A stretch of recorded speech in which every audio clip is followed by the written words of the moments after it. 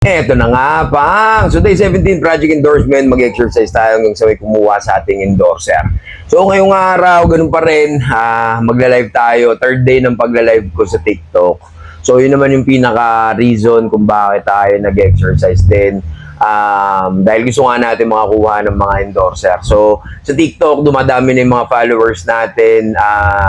Walang boost, walang kahit ano. So, maganda yung nangyayari nitong mga nakaraang araw. Nag-start nga yung naka 1 million views tayo sa TikTok. So, ayan, dumbbell workout pa rin tayo. Kung makikita nyo rin ako sa TikTok, guys, mag-heart na kayo, follow nyo ako, comment pag nakita nyo yung live ko. Yeah, malaking tulong kasi yun.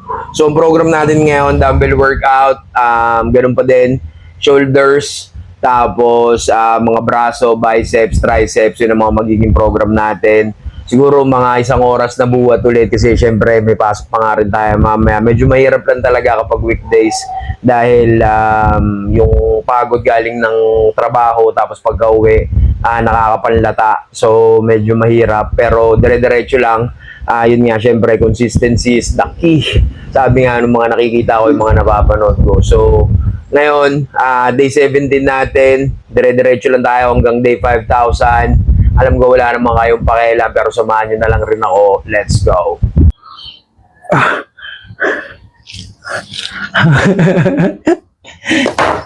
Ice cream yummy.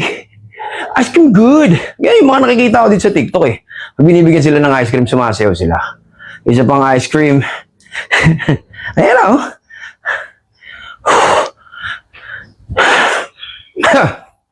Guys, ganda nito. Dry fit natin. Exercise era, ito na talaga yung pinakabagay na pang-OOTD nyo. Ayan o. Alam mo naman. Ito yung likod. Papakita ko sa inyo yung likod. Wala tayong print, walang kahit ano sa likuran natin. Yeah. So, kung nagbabala kayo pumasok ng running era nyo, ng exercise era, ito maganda siyang pan-gym.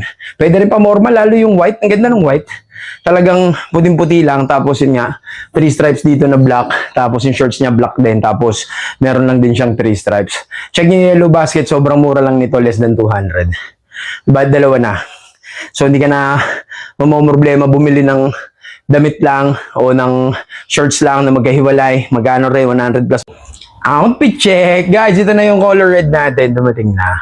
So, yan. Ito yung bago nating kulay na dry fit. Ganun pa rin. Same lang design. Lahat ng kulay lang talaga. Hindi ko akalain na ganito pala kaganda to.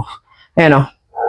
No? Hindi kasi ako fan ng mga ganitong kulay eh. Red, blue, green. Pero ito, binili ko na lang din kasi nga, bala kong bilhin lahat ng kulay. Ayan o. Sobrang ganda. Same size din to, 5XL.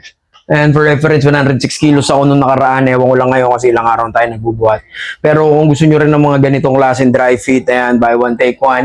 Pag bumili kang t-shirt, meron na rin siyang shorts na kasama. So, may Yellow Basket dyan. Alam nyo na kung anong gagawin hanggang sa muli. Paalam. So, yun. Okay, nakatapos na tayo ng ating exercise. Nakapag-live din tayo. Day 17 tayo ngayon. Ganda. Flex ko lang tong t-shirt ko. Ayan. Yeah, ito yung isang kulay na dumating na bago. Color red, black stripes, tas red stripes dito. Ganun din, may bulsa dito. Yan, isa to sa mga pinopromote natin sa TikTok. Ang ganda nung naisip ko rin na mga maganda. Kaya na nagla-live ako habang nag-exercise para at least dala-dalawa na kagad yung dala-dalawa na kagad yung nagagawa natin. Hindi na natin kailangan magantay ng isa pang oras dahil nga syempre napasok din naman tayo. Lang to, tamang singit lang natin para nakapag-exercise tayo everyday.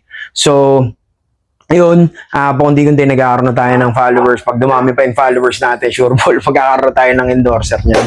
So, yun, kung meron ding mga may gusto ng ganitong t-shirt, ng dry fit na terno, pang exercise, pang gym, pang takbo, pang walking, pang kahit ano, diba? Kahit pamasok ng opisina, pwede. Ayan, ito yung color red natin. Ayan ang outfit natin ngayong araw. So, goods na tayo. Bukas na ulit. Day 17. Let's go!